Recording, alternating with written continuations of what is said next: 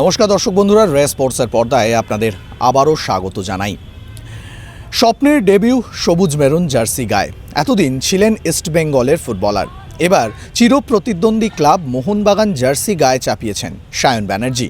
ইস্টবেঙ্গলের শুধু ফুটবলার ছিলেন না, বহু চর্চিত ফুটবলার বলা চলে, কারণ দিমিত্রি পেট্রাতোস ভার্সেস সায়ন ব্যানার্জির লড়াইটা বোধহয় কারুরই অজানা নয়।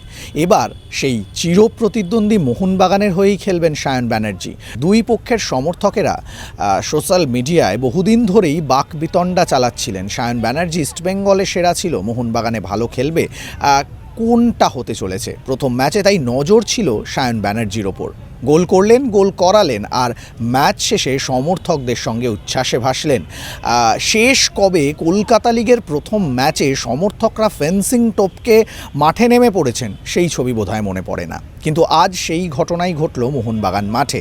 4-0 গোলে পাঠচক্রকে হারিয়ে যখন মোহনবাগান ফুটবলাররা মাঠ থেকেই সমর্থকদের সঙ্গে সেলিব্রেশনে ভাসছেন, ঠিক তখনই দেখা গেল যে বেশ কিছু সমর্থকদের দেখা গেল তারা কিন্তু ফেন্সিং টপকে মাঠে নেমে পড়লেন এবং তাদের হাতে তখন সবুজ মেরুন আলো জলজল করছে।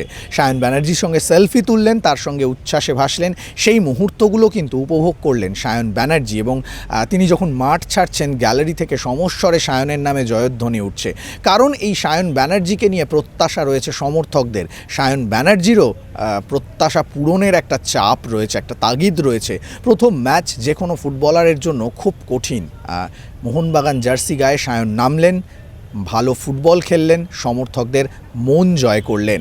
লিগের দৌড় অনেক লম্বা, সায়ন ব্যানার্জিকে আরও অনেক কাজ করে যেতে হবে। মোহনবাগান সমর্থকদের মন জয় করে হয়তো সেই চ্যালেঞ্জটাই কাঁধে তুলে নিলেন এই বঙ্গ ফুটবলার। মোহনবাগান মাঠ থেকে সৌরভ মুখার্জি, রে স্পোর্টস।